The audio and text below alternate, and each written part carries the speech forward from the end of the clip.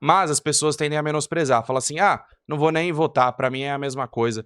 Bom, se pelo menos o Jair Messias Bolsonaro não tivesse ganhado em 2018, pelo menos umas 100 mil vidas estariam aqui com a gente, né? Porque foi a displicência dele da pandemia, durante a pandemia, que causou isso. Então, por isso que eu falo para as pessoas, é importante votar. Não tô falando que o Haddad ia fazer um baita governo, ia mudar o Brasil, não ia. Mas, pelo menos, ia ter uma política minimamente responsável na pandemia.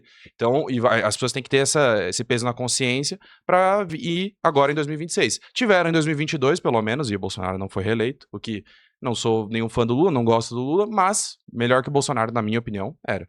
E agora, 2026, o pessoal tem essa função de novo e a gente tá fazendo aqui esse debate, esses comentários para conscientizar a galera.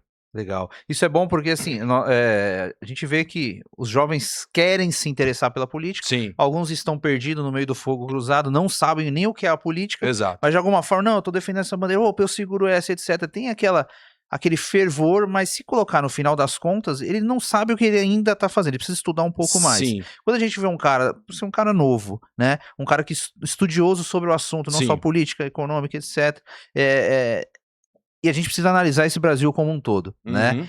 O que te levou, vou começar antes de começar na política, mas o que te levou a ser esse cara, vai? Eu quero saber um pouco de você. Bom, é interessante porque eu me politizei na época do impeachment da Dilma. Tá. Né? Quando eu tava no ensino médio, todos os meninos odiavam a Dilma. Alguns eram Bolsonaro, alguns não, né? Na época ali, 2016, 2017, que já tava viralizando os cortes do Bolsonaro, Bolsonaro no pânico, não sei o quê. Mas o fato é, todo menino odiava a Dilma. E se você não odiasse a Dilma, os caras já olhavam estranho assim pra você. Ixi, que isso pois é. Nossa, o cara apoia isso aí.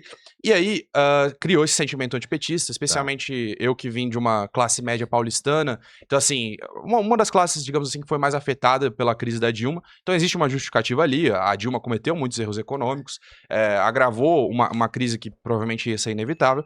Mas o fato é que eu fui politizando nessa área. Então, comecei a pesquisar, comecei a ver. Eu nunca fui muito tucano, né? PSDB. Tá. Alguns amigos eram, eles gostavam, tal do Aécio. Teve amigo meu que chorou quando o Aécio perdeu em 2014. Engraçado, né? Novinho também. E eu fui começando a me interessar e tal. Aí eu falei, não, beleza. Eu quero entender as teorias ali por trás, como que eram nos outros lugares do mundo, sempre tentando ter essa mente aberta. E aí eu fui construindo um ideal mais liberal, né? Eu gostava do MBL, gostava do Kim Kataguiri, do Mamãe Falei, eu acompanhava eles e tal. E fui indo pra essa linha. Eu gostava bastante, assim, de uma concepção, tirar o Estado da economia. Porque eu fui politizando numa época que o Estado fazia muita cagada, né? Tá. A Dilma fazia muita cagada, Sim. intervenção errada, imposto, aí colocava isenção e tal, pra empresa que não precisava. Enfim, então eu fui começando com esse sentimento anti-Estado e tal. Mas aí eu entrei na faculdade de economia, comecei a aprender os fundamentos do básico, a história econômica, a função que o Estado exerce na sociedade, que é imprescindível, é importante. Aí eu fui começando a amadurecer, fui começando a ver as opiniões e as visões do MBL, comecei a achar um pouco mais simplista e tal. Então, fui tendo essa evolução, né? Então, no começo ali eu peguei um ambiente, né? Resumo da ópera. Peguei um ambiente que tava tendo uma crise, eu queria entender também por que tava tendo essa crise da Dilma, por que todo mundo odiava a Dilma e tal. E as meninas eram de esquerda, é engraçado, esqueci de comentar isso, né? Os meninos eram da direita ali e tal, alguns eram bolsonaristas, outros eram MBL, mas as meninas todas de esquerda também, algumas eram comunistas, algumas eram só petistas. Essa dicotomia engraçada. E também eu falei, tá, eu vou pesquisar.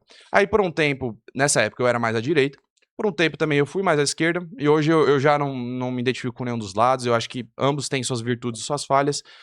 Claro, eu ainda enxergo que a esquerda tem um pouquinho de intenção melhor, né? A direita ainda, pra mim, representa um pouco do status quo, daqueles que já estão no topo, que querem manter a estrutura como tá, e a esquerda, pelo menos, se esforça um pouco pra mudar isso. Se consegue? Na maioria das vezes, não. Por isso que hoje, por exemplo, eu não me considero de esquerda, enfim, nem de direita. Eu sigo aquilo que eu chamo, né, que é classificado como pragmatismo, que é você analisar as situações políticas baseadas nos resultados e na eficiência, e não necessariamente, porque a ideologia X falou, o liberalismo falou, o socialismo falou. Não, vamos analisar o que aconteceu na prática, no Brasil e no mundo, para a gente tomar as decisões. Tá. Quando a gente fala de política, a gente vê que nós estamos vivendo alguns debates, alguns acalorados, outros não. Quando a gente fala de debate, de sentar numa mesa, o que é um debate pra você? Porque, por exemplo, essa semana teve um debate no Rio que os caras saíram na porrada. Então, assim, o que você diria desse tipo de debate? A ideia inicial do debate é a busca pelo conhecimento, a busca pela verdade, melhor dizendo, né? A dialética, que eram os debates da Grécia Antiga, né? Debates que o Sócrates foi o mais famoso dos debatedores na época, porque ele buscava a verdade, o conhecimento. Só que aí a gente tem os famosos sofistas. Os sofistas, eles não estavam interessados em buscar a verdade, eles estavam interessados em ganhar o debate. Certo. Aí hoje parece que tem até uma decadência maior ainda do sofismo, porque não é nem que os caras querem ganhar o debate, eles querem que o outro perca. Então parece que hoje, realmente, no mundo da internet, a maioria, não vou dizer todos, porque eu participei de alguns que foram bons também, mas a maioria das pessoas só quer que o outro perca. Isso envolve também até agressão física e tal, ameaça e tal. Vi vários também que o cara ameaçava o outro, jogava garrafa, essas coisas assim. E aí virou uma luta, né? Deixou de ser um debate, a busca pela verdade, virou uma luta. Então é triste essa posição das pessoas e tal, mas pelo menos as pessoas estão se interessando mais por política. E às vezes o cara vê um debate de briga ali e tal, essas coisas assim, ele fala, não, deixa eu ver, estudar com calma isso aqui, deixa eu ver outros debates e tal, e aí acha um debate que agrega mais, que é mais sério. Então nesse ponto até que não é tão ruim. Uhum. Eu vejo de alguns pontos as pessoas falando que a esquerda, ou seja, cujo nome Lula, ela não preparou alguém de tamanha força política. Ah, total. Igual, talvez, a direita que tem ali, ela tem uma força de internet talvez muito mais forte do que a esquerda. Muito. A gente fala de Nicolas Ferreira, por exemplo, que faz milhões de vídeos virais, Sim. né? E o Lula não é esse cara e ele nem preparou ninguém que Sim. tenha tamanha força. O que você diria?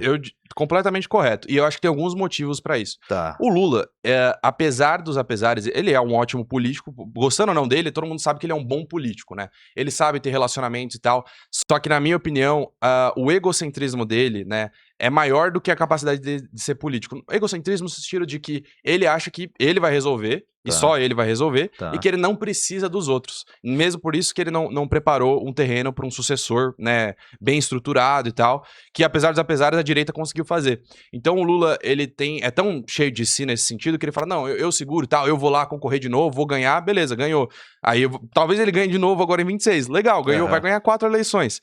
Só que depois, isso ele não pensa realmente, e é interessante que um cara que fala de tanto do Brasil, das gerações futuras e tal, ele não pensa além da visão dele própria, né, além dele como político, para pensar, poxa, ok, eu já fiz o que eu tinha para fazer, e agora, quem que vai fazer? Ele realmente não tem essa concepção. E isso também não só na parte do âmbito federal. Nos âmbitos estaduais, a gente percebeu também que o PT é muito ruim nisso, né? O Lula é muito ruim nisso. Então, enquanto a gente vê a direita e os bolsonaristas articulando vários governadores, deputados e tal, fazendo alianças, coligações, estimulando a rede dessa galera, fazendo colaborações e tal, o Lula faz, mas muito menos, né? Portanto, é que o PT, nem sei quantos governadores o PT tem hoje no Brasil, a maioria deve ser no Nordeste, e fica por isso mesmo, né? Deve ter, sei lá, 3, 4, no máximo. Aliados, se tiver 10 é muito, né?